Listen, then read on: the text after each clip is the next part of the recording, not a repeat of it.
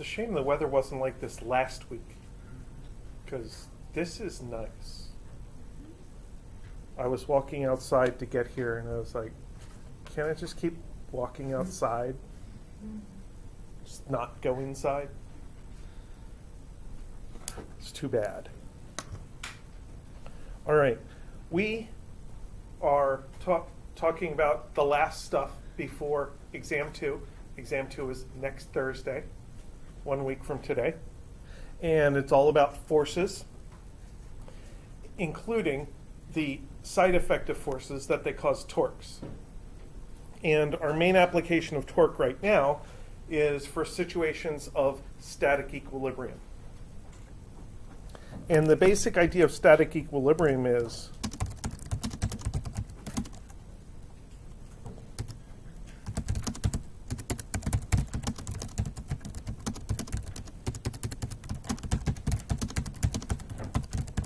in order for an object to remain at rest, the forces have to balance and the torques have to balance.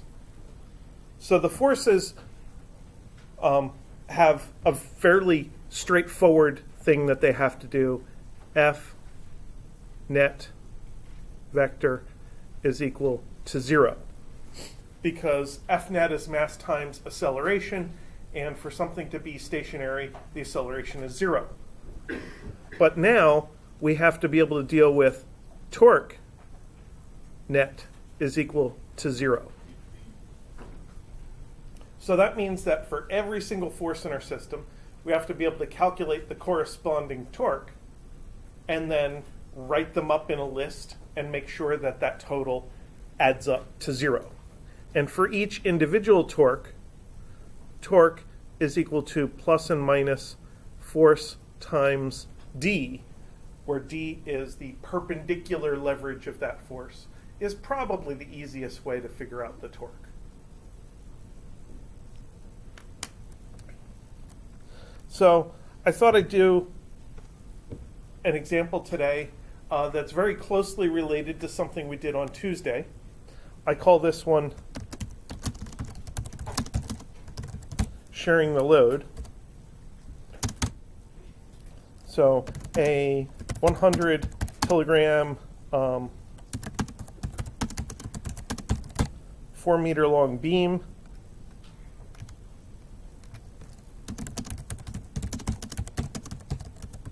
is carried by 2 people. Person A is at one end,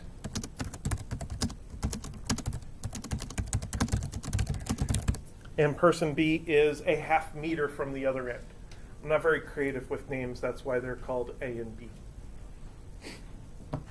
And the question here is,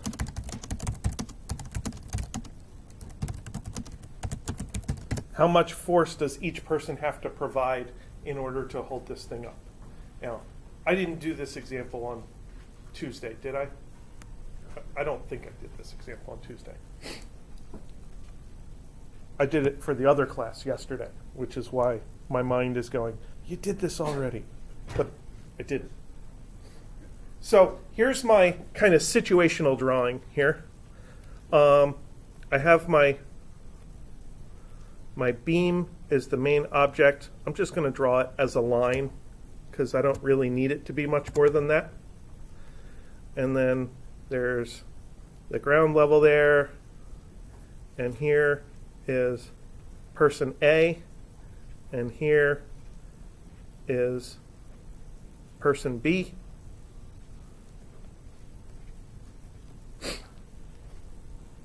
Now, before we even get into it and do the calculations, I want to know if you have any intuition about how much force each person has to provide.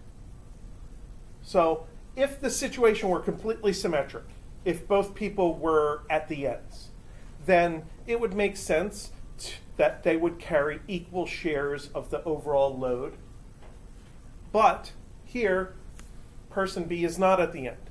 So I want you to think about whether you think person A is going to have to carry a larger share of the load, or if you think person B is going to have to carry a larger share of the load. So how many of you think that person A is going to have a larger share of the load? The person at the end.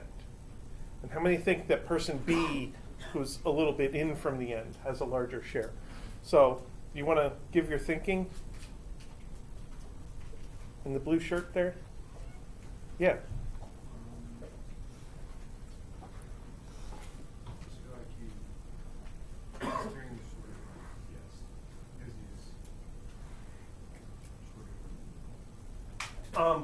The person B is closer to the middle. So I like that thinking. I like comparing their positions to the center. And one of the reasons I like that is because it allows me to think, what would happen if person B went all the way to the center? If they walked all the way to the center, then person A could just kind of let go. And person B could carry it by themselves, assuming it doesn't squish them. So here, we're in between two situations. We're in between a situation where B could carry it by themselves and a situation where A and B carry equal amounts. So it makes sense to think the force should be in between those two. So person B is going to carry something between half of the load and all of the load. Or they're going to carry a little more than half of the load. So let's see how the math works out and how the analysis works out. So in order to do this, we do have to draw a force diagram. So I start by drawing my object. And I need some physical size to the object because I want to be able to see not just the forces, but I want to see their leverages. And then I want to go and start putting forces on here. So in the middle, we have F sub G is equal to 980 newtons. I know how massive this beam is, 100 kilograms. That's about 220 pounds. So it's not something one person would probably want to carry by themselves. But that's 980 newtons in SI units of force. And then we can go over here and put our upward F sub A, and then over here and put our upward F sub B. So even before we start thinking about distances, that lets us do a sum of the forces equation. So that lets us write forces, comma, y direction. The FA is upwards plus FB is upwards minus FG, which is downwards, have to add up to 0. So that tells us that FA plus FB is equal to FG is 980 newtons. So far, we haven't really learned anything earth-shattering here. We kind of knew that the two people would have to cooperate to carry this heavy beam around. That's how the situation started. And the math tells us exactly that. But it doesn't yet tell us how much of the load each person has to carry. For that, we have to calculate torques. In order to calculate torques, the first thing we have to do is pick a pivot point. So, where do we want to pick a pivot point? We have to pick a center for torques.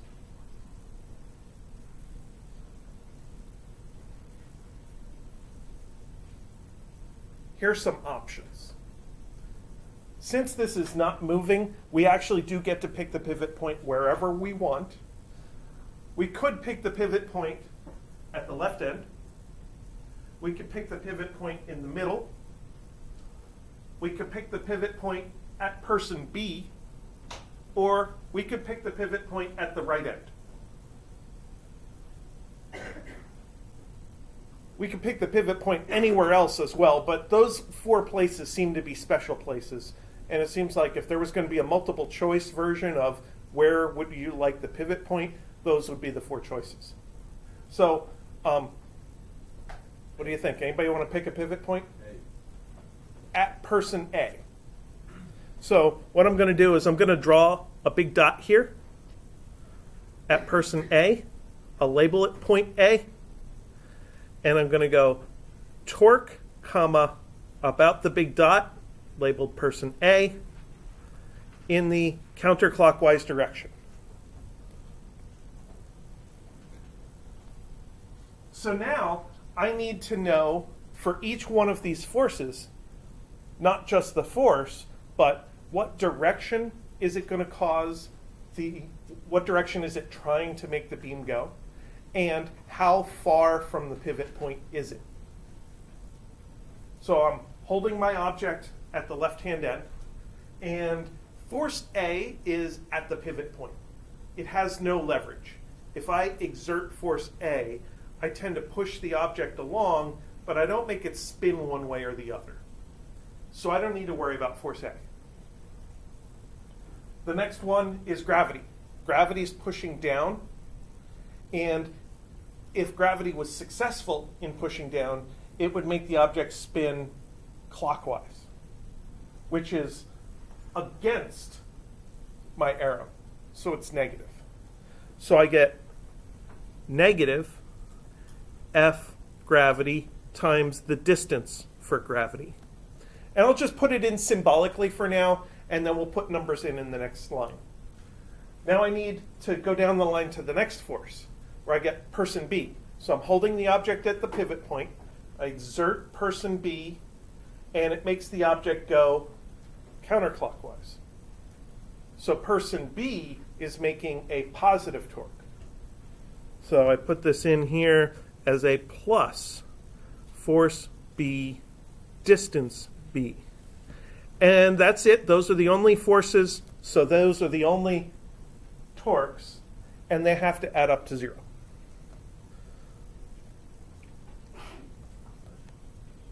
So now this time, I'm going to rewrite the line, but I'm going to fill in everything I know numerically. For example, I know that the force of gravity is 980 newtons. I know the distance for gravity. How far is gravity from the pivot point? The whole length of the thing is 4 meters. So gravity is 2 meters from the end. So 2.0 meters plus, now I don't know force B, so I'm just going to leave it there as a symbol, as a variable. But I do know distance B. How far is B from the pivot point? The end would be 4 meters. They're a half meter from the end, so 3.5. So 3.5 meters equals 0. So now I just have to do a little math. I get 3.5 force B is equal to 2 times 980. Let's see, divide by 3.5, cross that out, and what do I get?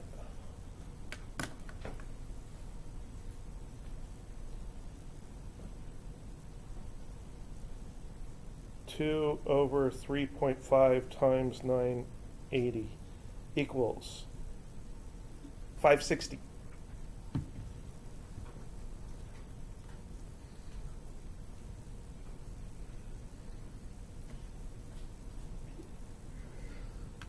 So now I know force B. And now I have the opportunity to go back and calculate force A, because I know that the two people have to add up to 980. So then I just kind of go that way and say force A plus 560 equals 980. So force A is equal to 420 newtons. And then I'm done. Now I know how much force each person has to provide, and I know that person B does have to provide a little bit extra force because person B is a little bit in toward the center.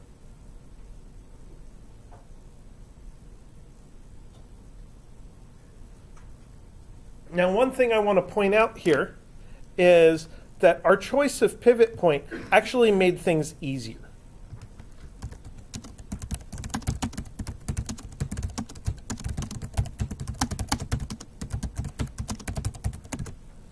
So we picked the pivot point at the location of one unknown force.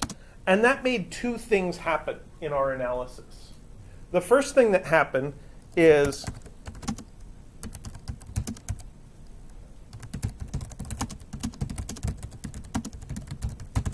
that force A wasn't cluttering up our torque equation, made it a nice straightforward equation that we could actually solve.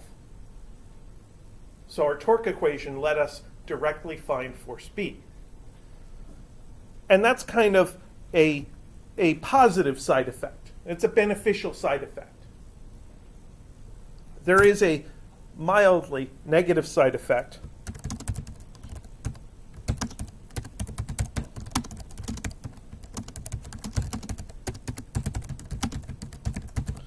We couldn't figure out we couldn't figure out force A from the torque equation because it wasn't part of the equation. So we had to work through the torque equation to find force B, and then we could use that knowledge to figure out force A. So it took an extra step to find force A. But this is generally an easier process to go through than if we had both forces take part in the torque equation.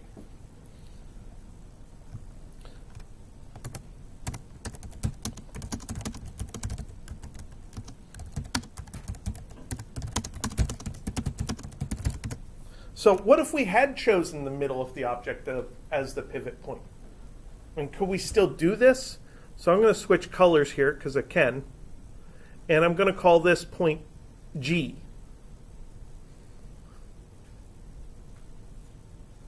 So now, give it one click of zoom out so we can see the figure in the equation at the same time.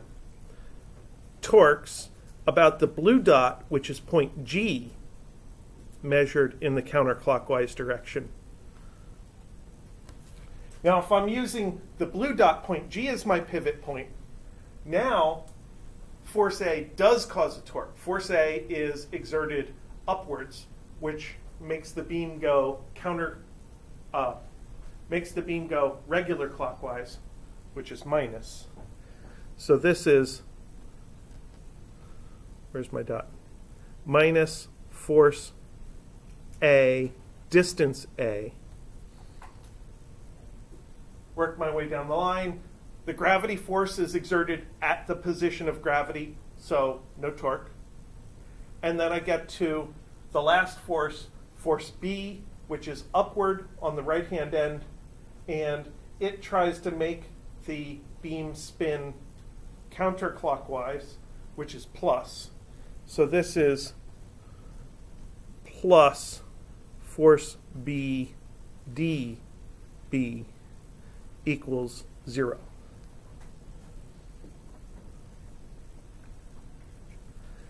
And that tells us that, and I know these two distances. Let's write the equation first. FADA equals FBDB. So force A times 2.0 meters is equal to force B times 1.5 meters. If the end is 2 meters from the middle, person B is a half meter in, so they're only 1.5 meters from the middle. And we could have had this as our torque equation, but it's a single equation with two unknowns. Then we'd have to combine it with the other equation we got, which was the total has to be 980. And when you combine the two equations, then you can figure out the two variables using your skills of algebra. But personally, I think the first way we did it, where we chose the pivot point at point A, was a lot easier. So as a recommendation, your first instinct for choosing a pivot point should be at the location of an unknown force. And that's why I phrased this like this. We chose the pivot point at the location of an unknown force. It makes our work easier. It makes it so that we just have to think about this as a ratio between two forces, between force B and gravity. And we scale down the gravity force to get the amount of the force B, and we get a result.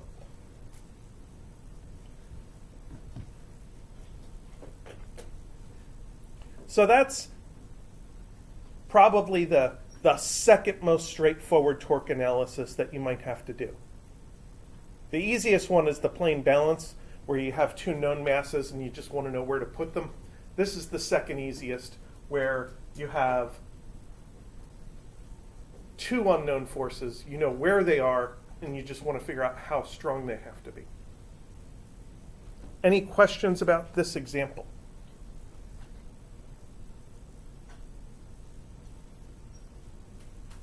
No? All right. So today I brought a little bit of a demo just because I thought it was funny.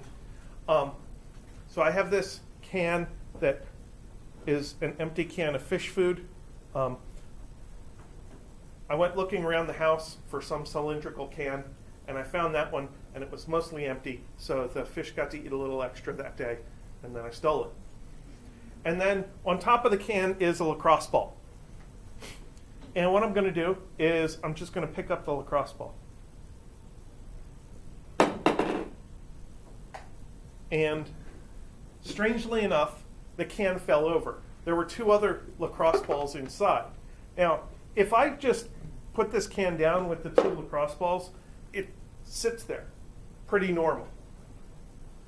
It's only when I flip it that it's unstable and decides to fall over. So why is this can falling over? So I found this in a YouTube video. I think it was Mathologer, which is probably the nerdiest YouTube series that you could be subscribed to. So I am. And apparently the best size ratio to use is that the balls should be 2/3 the diameter of the can. So I tried to find a can that was 1.5 times the size of one of the lacrosse balls. Actually, I found lacrosse balls and I found golf balls, and I went around the house looking for the right size cylinder. And once I found this one, I knew I had to use the lacrosse balls. So then I want to do an analysis of this, or at least a hand-wavy beginning of an analysis of this.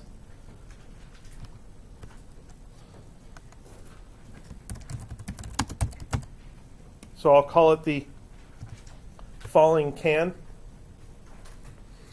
And here is a diagram to start out with. There is our can.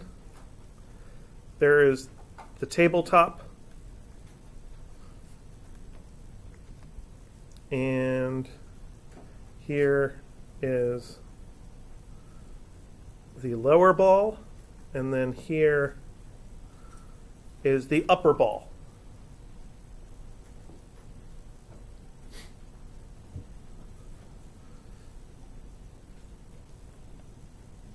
Now, in order to actually do the force analysis, I want to make a force diagram.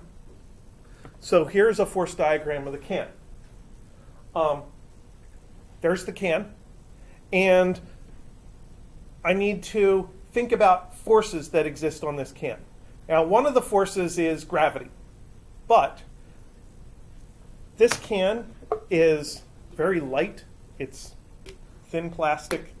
And the lacrosse balls are actually fairly heavy. They're like solid rubber. There may be actually a little bit of something heavier mixed in with the rubber in order to give them a little bit more mass.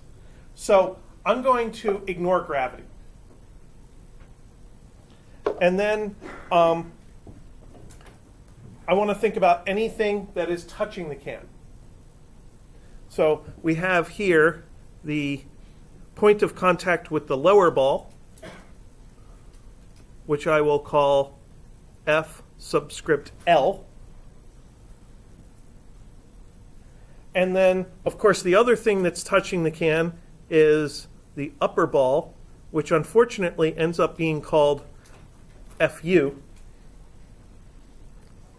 It's an unfortunate variable name. And then I want to think about a pivot point. Now, when this thing falls over, it's falling over because the upper ball is trying to fall one way. And especially the people in the front can see that the point of the can underneath the upper ball is the one that stays in contact with the table. And basically the can is getting lifted up and tossed across the table. So I'm going to put my pivot point here.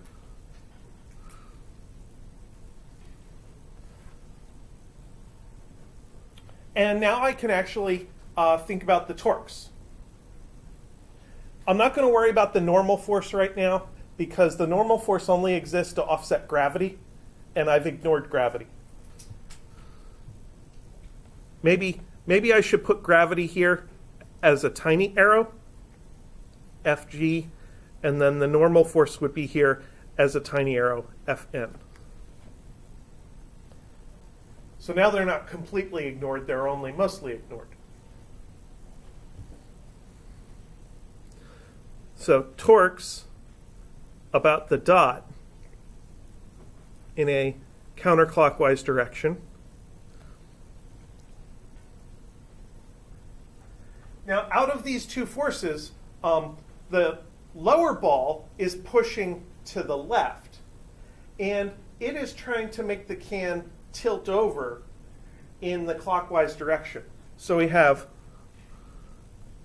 plus F sub L times the Y sub L.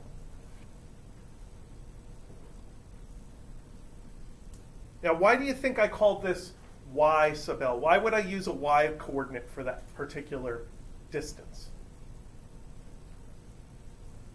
When I'm calculating the force of a torque, it's supposed to be torque is equal to force times distance. So I got my force there, but I called the distance y. So y.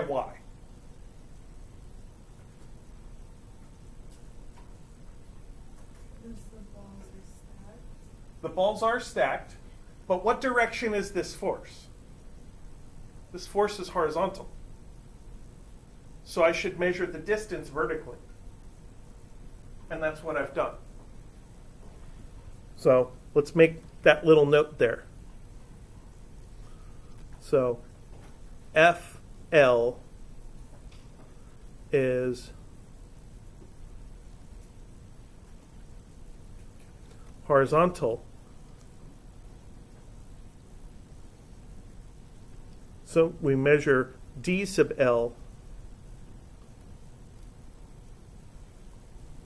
vertically. When you're trying to turn a wrench, you have to push perpendicular to the wrench.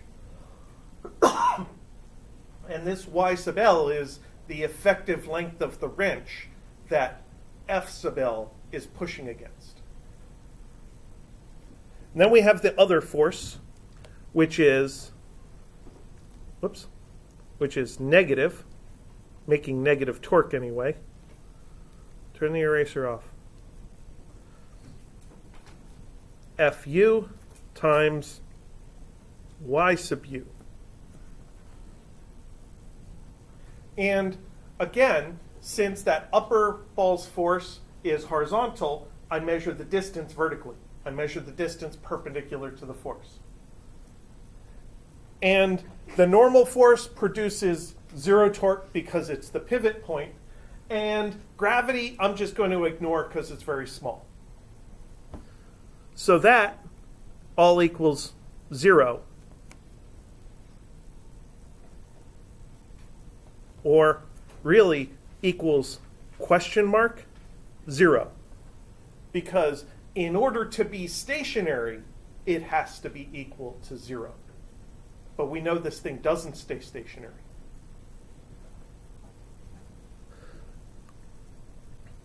And then for forces, these two forces, FL and FU, are actually equal to each other. They're just in opposite directions. So this turns into F sub L times delta Y.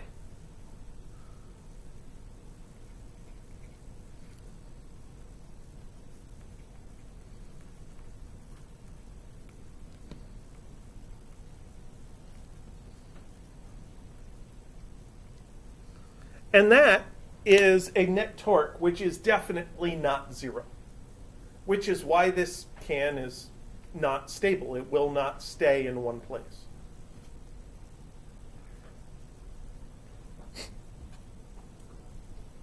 Now, why doesn't it fall over when I put it on the table, like as a can, as a cup? Because there's a bottom. Because there's a bottom there. And there's another big force. So if I scroll down a little and do a drawing of it right side up,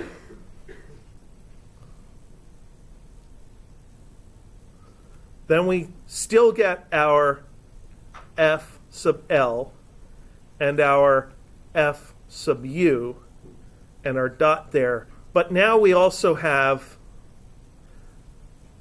an F normal. That bottom ball, when the can is, concave up, that bottom ball provides a force down on the bottom, and that third force there, that's the one that keeps the can from falling over. It's just when it's upside down, there's nothing holding the can down, so it falls over. As it turns out, if you happen to have a third ball and put it on top, it provides just enough normal force on the top center of the can to hold it down. So then I can just leave that like that and it'll be stable, and then I can pull that off for the next class. So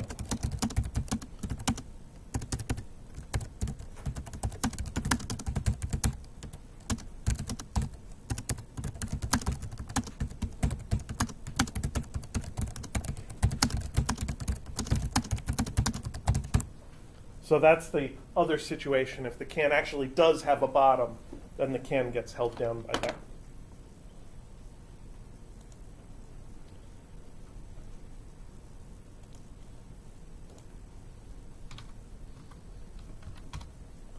Okay, what else do I want to do?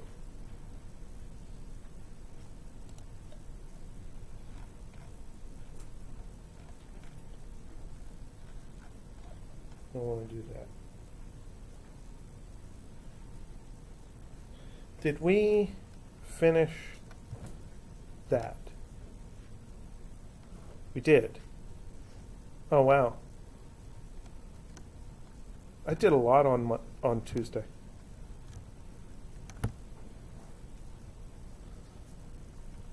Let's see. Let's do one more torque example that I like to call a leaning ladder.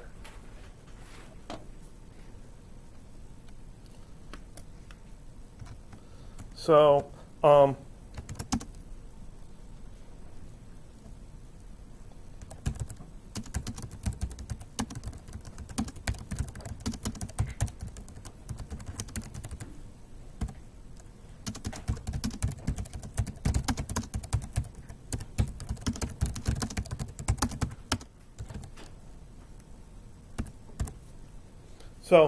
we have a 4-meter ladder leaning against a wall, and the coefficient of friction with the floor is 0.3. So the floor is a little bit slippery.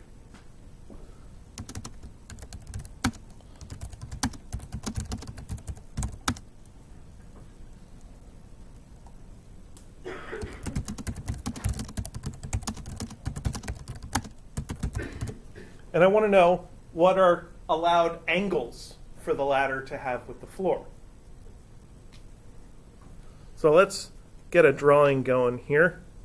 We're going to have a wall and a floor and a ladder. I'm not going to put anybody on the ladder here. That would clutter up the analysis, but we can get what we need without that. And let's put the force diagram right here. So there's my object. Let's put forces on this object. What force should I put on the object first? I should put gravity on first because it's my distance force. When you're thinking about what kind of forces to include, gravity's the first one, and then we had the normal force, which is a pushing force, and the friction force, which is along the surface. They always go together. You can't have friction without a normal force. And then we had pulling force or tension. And then after that, we just kind of have like there's buoyancy, which is kind of like anti-gravity, and an applied force or a person's force or something like that. Those are really all our only possibilities. So we got gravity, normal and friction, tension, buoyancy, and other. And if there's an other force, you're going to know it because the situation will be described as a person is pulling a sled or something weird like that. Okay, so we got force of gravity. Okay, what else? So there's a coefficient of friction in there, which makes you think, yeah, there's probably got to be a force of friction. And you can't have a force of friction without a normal force. They always go together. So the floor is going to exert our force normal. And then the friction has to be along the floor, but it could go either way. We have to stop and think to figure out which way does the friction go. And I see some fingers pointing this way, which I agree with. Think about what would happen if the floor were completely slippery. The ladder would fall down. So the bottom would move to the left. Friction has to fight that. Friction fights the slide, so friction pushes to the right. Force, friction. Okay? Now, if this were the force diagram, this thing looks like it's just going to go and fall over. Something's keeping it from falling over. There's a wall up there. What direction's the force from the wall? Horizontal and to the left. Yeah, that way's left. You have no idea how difficult this is for me because that's my right. I just have to keep turning around and imagining I'm looking at the screen. So we got force of the wall. I'm not going to call it a normal force because I already have an Fn and I don't want to confuse myself. So I'll just call it Fw, is the normal force from the wall. And there's no friction force from the wall because it says frictionless wall. So the force balance equations are really simple. There are only two x forces, which tells me that force friction has to equal force wall. And there are only two y forces, which tells me that force normal has to equal the force of gravity.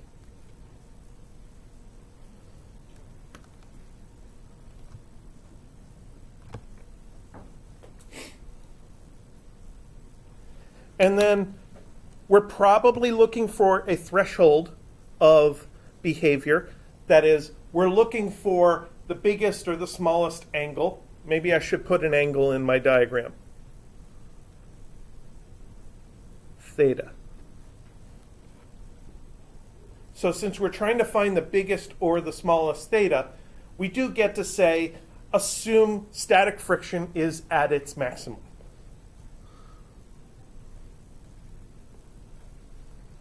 Max grip says force of friction is equal to mu force normal.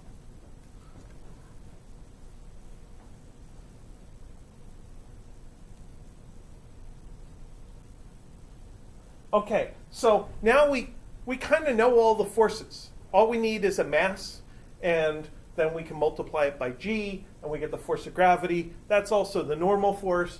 Then we multiply it by mu, and we get the friction force, and that's also the wall force. We know all the forces, but our angle isn't in here yet. The angle doesn't come in until we try to analyze torques.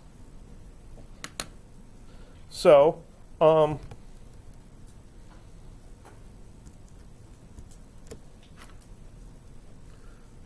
want to measure torques about a red dot in the counterclockwise direction.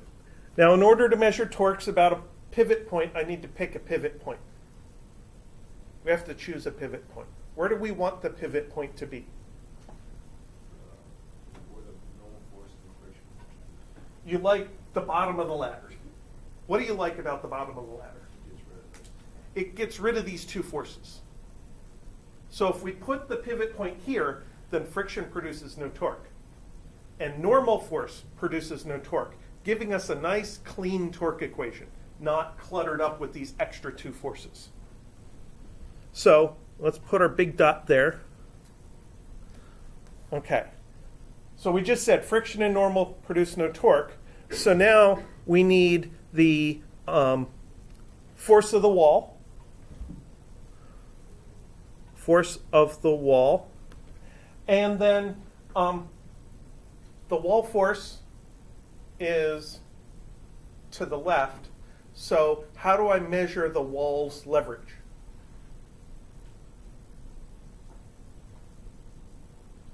Because remember, for every force, I use torque is equal to force times d.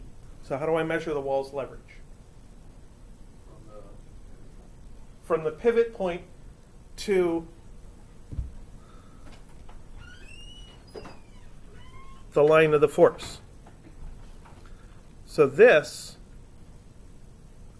blue line is my d of the wall. So in the equation, I'm going to call it y of the wall. Just to remind myself that I have to measure up and down.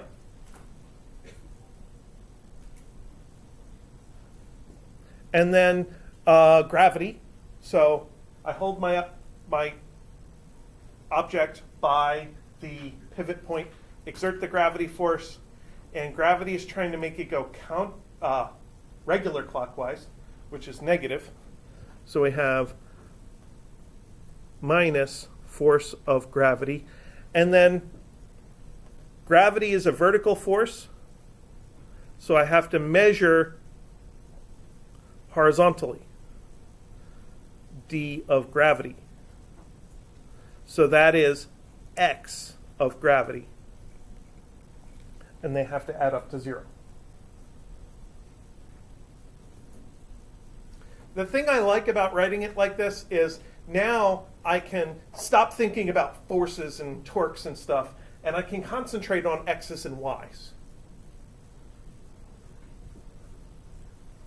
So, for the wall, I have, let's see, there's this triangle up here with a theta here, same theta as down at the bottom. I know the hypotenuse of that triangle. That's the whole length of the ladder. I know an angle of the triangle, and it's a right triangle. And I want to know the opposite side from my angle. So that's what tells me that I need to use the sine function. Yeah. So this is going to be force of the wall times 4.0 meters sine theta minus force of gravity. Now I need the x of gravity. And I have this triangle down here. Similar triangle. There's my angle theta at the bottom, and my x value is adjacent to theta. So with gravity, the hypotenuse is 2.0 meters, and since it's adjacent, it's cosine theta.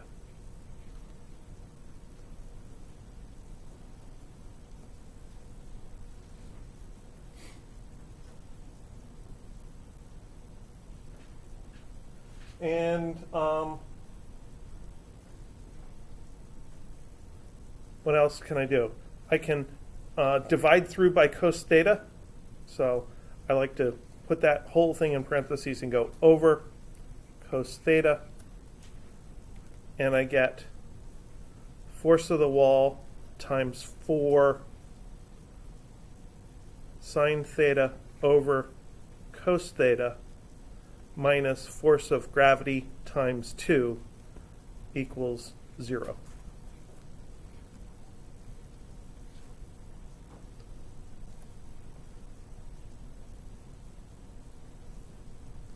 And sine theta over cos theta, that's a regular trig function. That's one of the two trig identities that I definitely remember. I remember sine squared plus cosine squared equals 1, and I remember sine over cosine is tangent.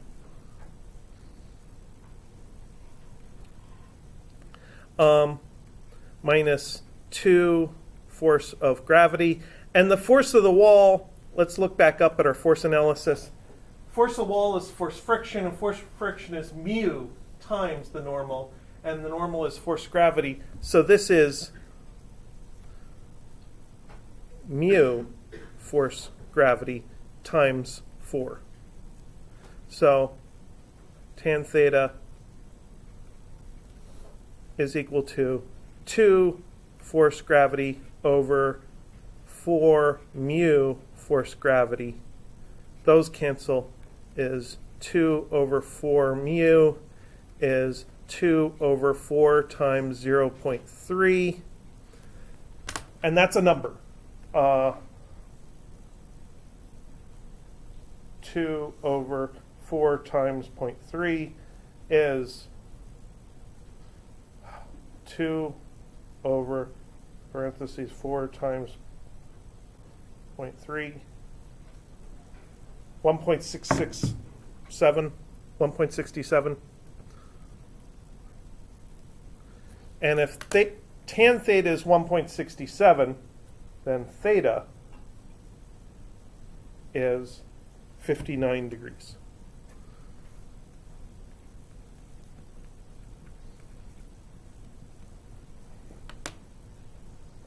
So that's the maximum allowable. Well, that is on the edge of allowability. Now I want to think, is it okay for theta to be bigger or smaller than that? If you lean the ladder up more vertical, that's going to be okay. But if you let the bottom of the ladder go out too far, then that's when the ladder's going to slip and just fall down. So theta has to be at least 59 degrees.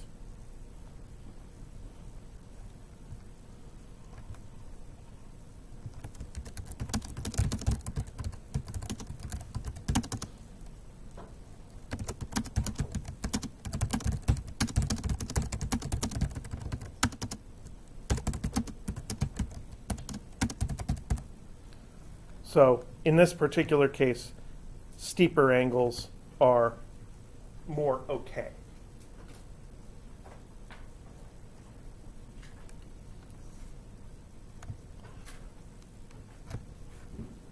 So one of the points here was to reiterate that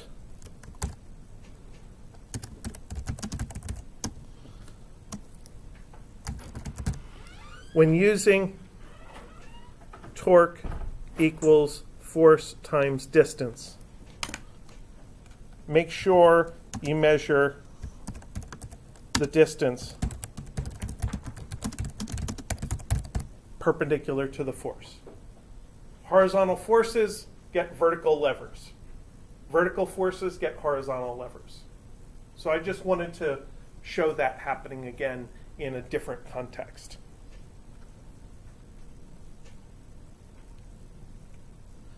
All right. There's just one more thing I want to talk about, and then you can go home. And that is the idea of levers or levers and different classes of levers.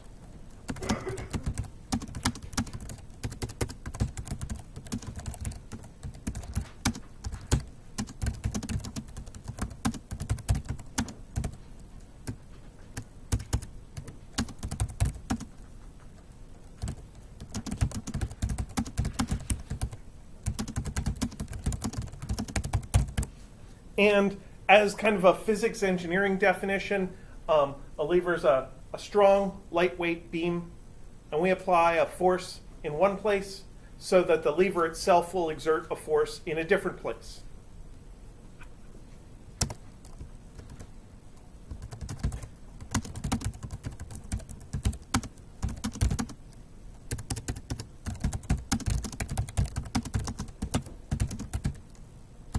And somebody decided that they wanted to classify levers based on where the pivot point and where the load exist.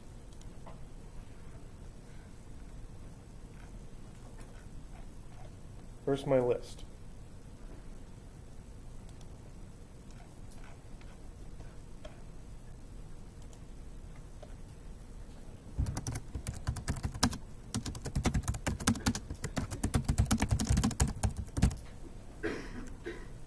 Well, I know this one. A class 1 lever is a lever with the pivot point in the middle. So then I can draw a bar and put a pivot point in there somewhere, maybe put a pivot point there.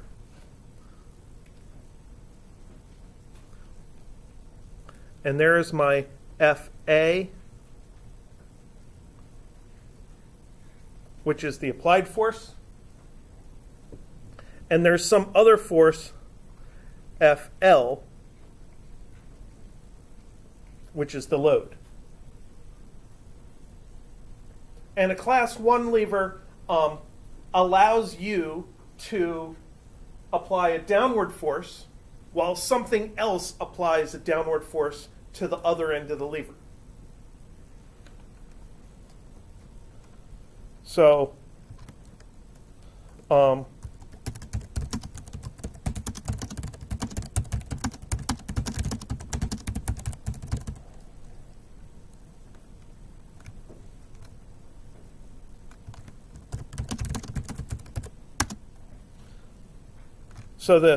the two forces in our diagram, the applied and load forces, are in the same direction.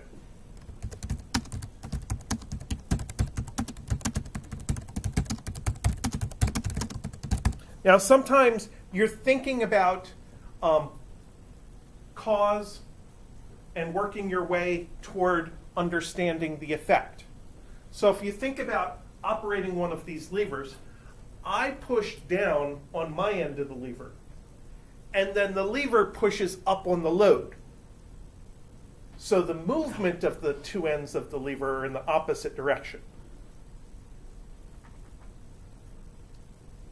But if you're doing a physics analysis of the lever, you're not thinking about the fact that the lever is holding up the load. You're thinking about the forces that act upon the object you're analyzing. You're thinking about the load pushing down on the lever.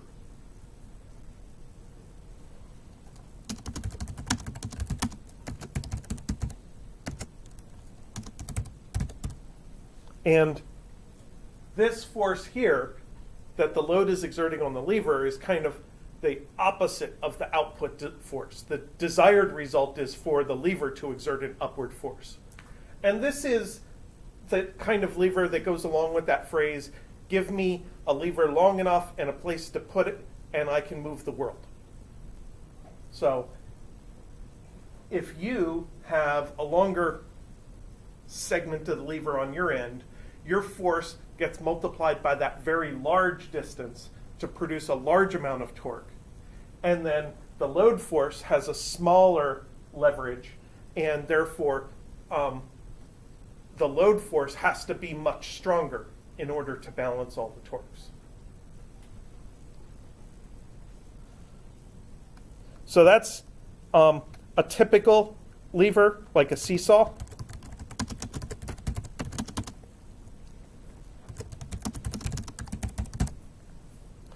A class 2 lever has the load in the middle instead of having the pivot point in the middle. So very often I think of the load as being downward. So I'm going to draw my lever like this. And I'm going to put the load, say, over here, F sub L. And I'm going to put my pivot point there. Now, what applied force do I need to exert here at this end in order to keep the load from pushing the lever down? By itself, the load would definitely make the lever fall downwards. What do I have to do over here to prevent that? I have to hold it up.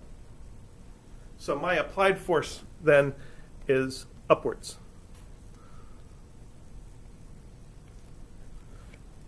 So in a class 2 lever, you exert an upward force in order to hold something else up, in order to fight off this downward load force. So one difference is in a class 2 lever, your force is in the opposite direction. Another difference is in a class 2 lever, you always get the longer leverage arm, because the load is in the middle, so it's naturally closer to the pivot point. Since you get the longer leverage, you get to exert more torque, and it has to have more force to make up for it. So you get to exert a very small amount of force to lift a very large load. Can anybody think of an example of a class 2 lever in everyday life? Maybe not every day for everybody, but something you've seen before? A wheelbarrow is what I was hoping to come up with. This is the diagram of the handles of a wheelbarrow. So you hold up the handles, there's a load in the middle somewhere, and the pivot point is the wheel, the axle of the wheel up front.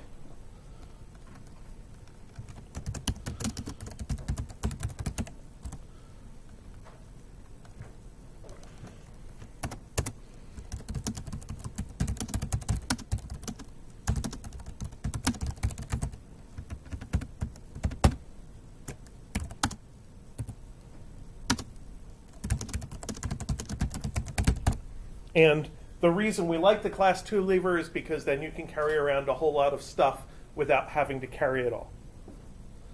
Okay? And then the third class, class 3 lever, has the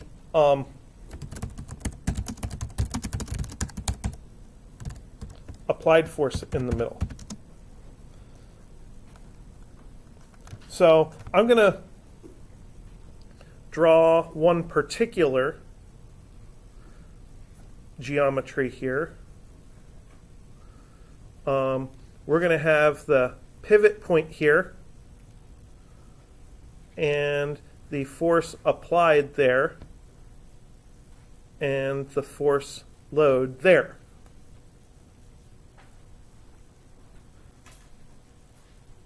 So this is a situation where the lever is being held at one end and the applied force is being exerted in the middle somewhere.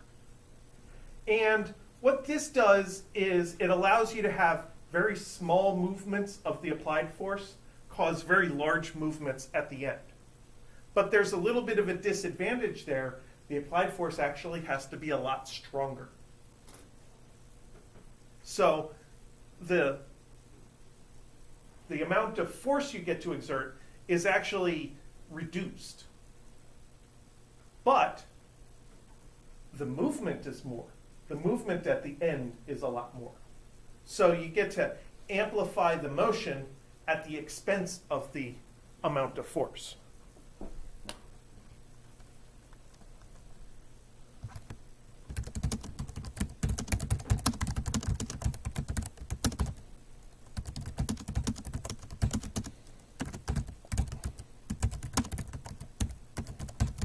Sometimes the term that's used for that is the idea of mechanical advantage.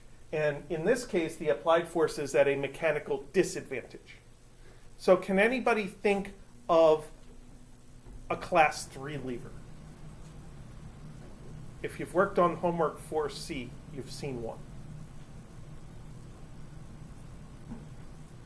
One of the problems in homework 4C is asking about the forearm and the biceps muscle.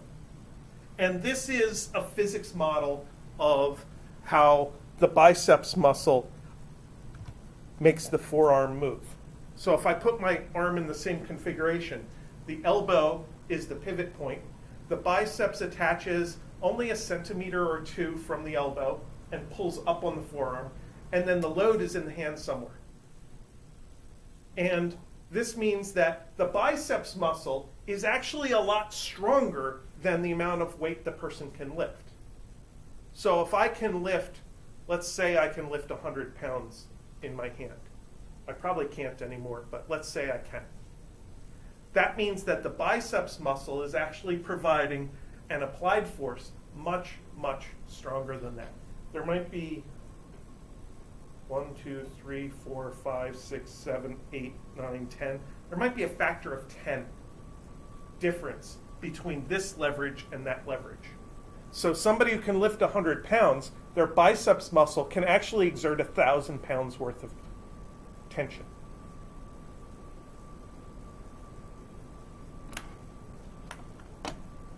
So think about that as you work on the homework. And let me write that down.